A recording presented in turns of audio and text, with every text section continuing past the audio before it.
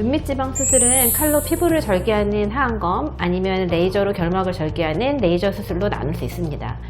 두 수술법은 피부를 절개하느냐 아니냐의 차이가 있고요. 피부를 절개했을 때 생기는 부작용을 피하기 위해서 레이저 수술을 권장합니다. 그렇지만 애교살 사라짐, 흉터, 눈매 변화, 안구 열감 등의 부작용에도 불구하고 수술 후 주름 하나 없이 팽팽한 피부를 원하시는 경우에는 연세가 있으시다면 하안검을 선택하실 수도 있습니다. 그렇지만 나이가 젊으신 경우에는 하안검을 하실 이유가 전혀 없고 레이저로 수술을 하시는 게 정답입니다. 네, 맞습니다.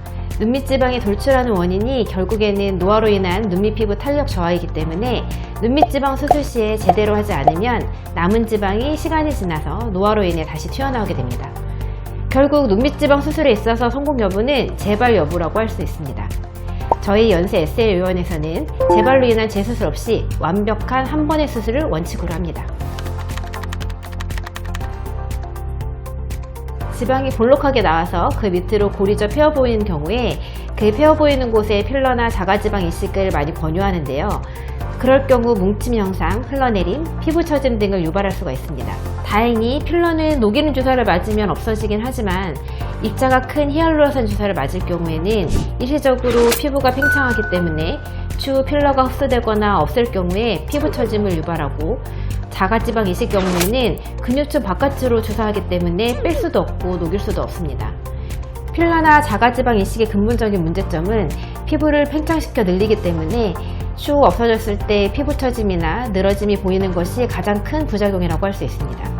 눈밑 피부는 사람 피부 중에 가장 얇기 때문에 절대로 아무것도 주입하지 않는 것이 원칙입니다.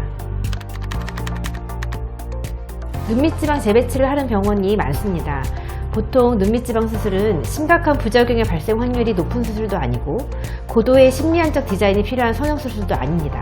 그렇지만 재발률이 높기 때문에 가장 중요한 포인트는 재발 없이 한 번 해결해주는 병원을 선택하는 것이 포인트입니다. 저희 연세 SL의원에서 수술을 하시면 절대 재발하지 않도록 제대로 수술하는 것이 원칙입니다. 그래서 재발하시는 일은 없다고 자부하지만 혹시라도 재발하신 경우에는 언제든지 무료 AS를 보장해 드립니다. 재발 걱정 없이 안심하고 수술받을 수 있도록 인증서도 발급해 드려요. 한 가지 수술에 집중하면서 많은 사례를 접하게 되면 노하우가 쌓이게 됩니다. 경험으로 쌓은 노하우는 그 누구도 따라올 수 없는 실력이 되고요. 이러한 실력을 바탕으로 부작용 없이 실패 없이 최상의 결과를 끌어냅니다. 또한 하루에 정해진 소수의 수술만 진행하면서 해당 환자에게 집중하는 시스템으로 돌발 상황에 대해서도 즉각적으로 대처할 수 있습니다. 일단 수술이 잘못되거나 지방이 다시 생긴 것은 아니니 안심하세요. 그렇지만 눈밑 지방이 또 튀어나왔기 때문에 재수술이 필요합니다. 하안검이라는 수술 자체는 눈밑 지방을 다 제거하지는 못하기 때문에 시간이 지나면서 피부가 노화되면 지방과 피부가 같이 처지게 되는 게 당연합니다. 눈밑 지방을 완전하게 제거하지 않게 되면 피부 노화로 인해 남아있는 지방이 다시 나올 수밖에 없습니다.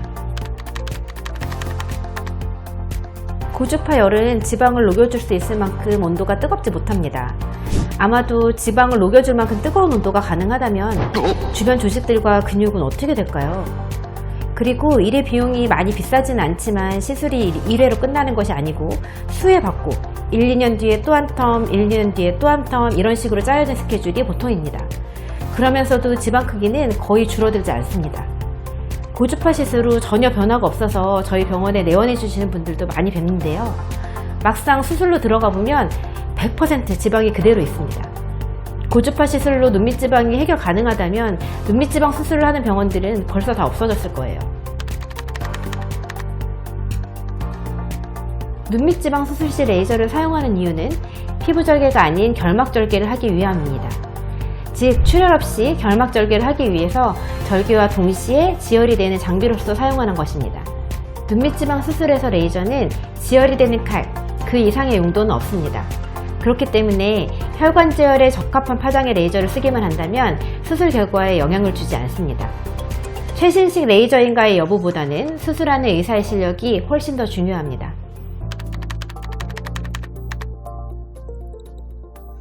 비슷한 방법으로 수술하는 병원들이 많이 있다면 아무래도 경쟁적으로 수술비가 낮아질 수밖에 없습니다. 그렇지만 독보적인 기술로 다른 병원들과 차별점이 있다면 그 병원의 수술비는 다른 곳보다 높게 책정될 겁니다.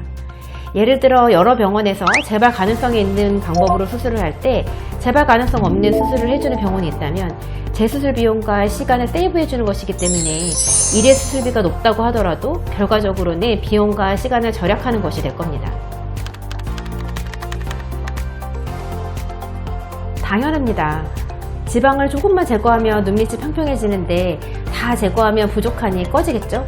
단순히 지방을 다 제거하고 끝낸다면 꺼지는 게 맞습니다. 그렇지만 저희 연세 SL의 눈밑 지방 수술은 지방을 제거한 후 필요한 만큼 다시 넣어서 재배치를 합니다. 즉, 다 제거해서 없애지 않고 다시 넣어서 눈 모양을 맞추기 때문에 다 제거하고 끝내는 것과는 다릅니다. 처음부터 일부만 제거하면 되지 않나 하시겠지만 그럴 경우 99% 재발한다고 보시면 됩니다. 그 재발률을 0으로 만들기 위해 좀 더 어렵고 복잡한 과정이 필요하고 그것이 바로 저희 연세 SL의 실력이고 노하우입니다.